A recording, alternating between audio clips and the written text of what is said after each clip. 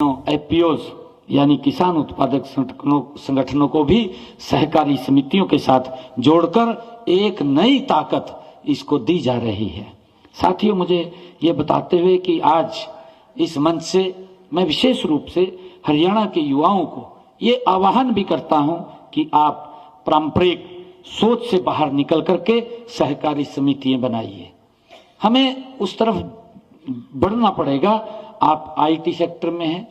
चाहे आप आईटी में हैं, चाहे लॉजिस्टिक में हैं, या टूरिज्म में हैं, या फूड प्रोसेसिंग में हैं, सहकारिता के मॉडल पर हम मिलकर के काम कर सकते हैं। साथियों, हमारी सरकार लगातार युवाओं को आगे बढ़ाने में वो मदद करने के लिए हर कदम पर उनके साथ खड़ी हुई दिखाई देगी। डिजिटल इंडिया का लाभ उठाकर मैं युवाओं से ये भी कहना चाहूंगा कि डिजिटल इंडिया से लाभ उठाकर आप अपनी सहकारी समिति को एक ग्लोबल ब्रांड के रूप में भी बना सकते हैं। हम देखते हैं,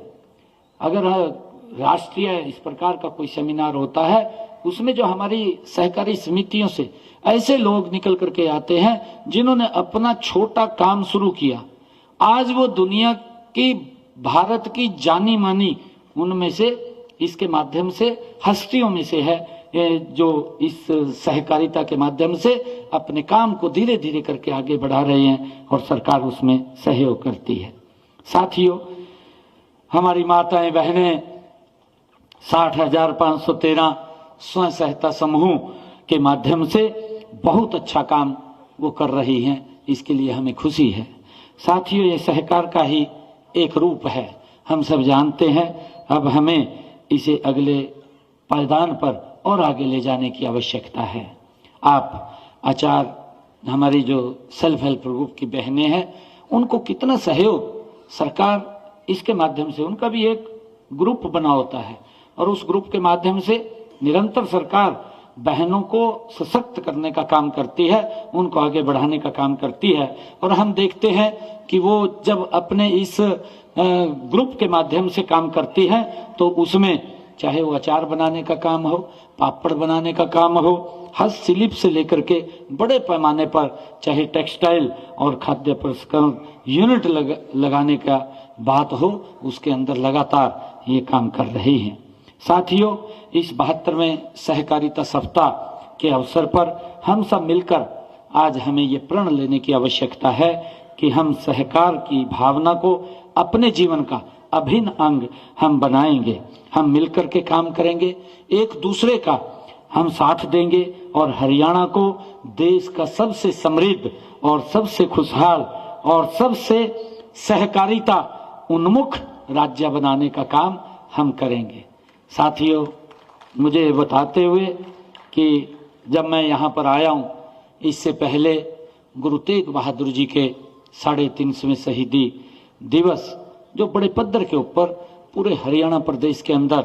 वो मनाया जा रहा है, उसके अंदर हरियाणा सरकार और हरियाणा गुरुद्वारा प्रबंधक कमेटी मिलकर के अपने महापुरुषों के उस इतिहास को जन जन तक पहुंचाने का काम हम कर रहे हैं। उसी कड़ी के अंदर हमारे खुशहाल सिंह दैया, जो हमारे बड़ खालसा, जो यहीं बड़ खालसा गांव से ही थे, जब गुरु जी का उस मुगल शासक औरंगजेब ने ये फरमान जारी किया था कि गुरु जी का शीश धड़ से अलग कर दिया जाए, और भाई जैता जी जब उस शीश को लेकर के सम्मान पूर्वक आनंदपुर साहब लेकर के जा रहे थे, और तब उस जालिम औरंगजेब को पता चला कि ये गुरु जी के शीश को उठा करके ले गए हैं, तो वो उनको अपमानित करना चाहता था। उन्होंने अपनी सेना को उसके पीछे लगा दिया, और जब उसके पीछे लगाया तो भाई जैता जी यहाँ बड़ खालसा, जो कौशाली गांव के नाम से जाना जाता था पहले, उस गांव के अंदर वो चले गए भाई जैता जी, और वहां पर उनको खुशहाल सिंह दहिया वो व्यक्ति मिला और वो उसको अपने घर में ले गया। और खुशहाल सिंह दहिया ने उसने कहा कि मेरे पीछे मुगल सेना लगी हुई है, और पूरा का पूरा गांव मुगल सेना ने वो चारों तरफ से घेर लिया था। और खुशहाल सिंह दहिया एक ऐसे महानायक, इस गुरु के वो प्यारे, गुरु के भक्त वो ऐसे थे, उन्होंने कहा जैता भाई जैता जी को कि आप गुरु जी के शीश को लेकर के आनंदपुर साहब जा सकते हैं। मैं अपना शीश इन मुगलों को काट करके दे दूंगा ताकि औरंगजेब को ये लगे कि ये गुरु जी का शीश है, क्योंकि उनका जो चेहरा था वो गुरु जी से मिलता था। ऐसी हमारी जो संस्कृति, हमारे संस्कार, हमारे धर्म की रक्षा के लिए ऐसी महान बड़ी कुर्बानी है जिन महापुरुषों ने दी है, जिन महान गुरुओं ने दी है, उनकी याद के अंदर हमने पूरा 1 नवंबर से लेकर के 25 नवंबर तक जो गुरु तेग बहादुर जी का 25 नवंबर को शहीदी पर्व हम बड़े पद्धर के ऊपर मना रहे हैं, उसमें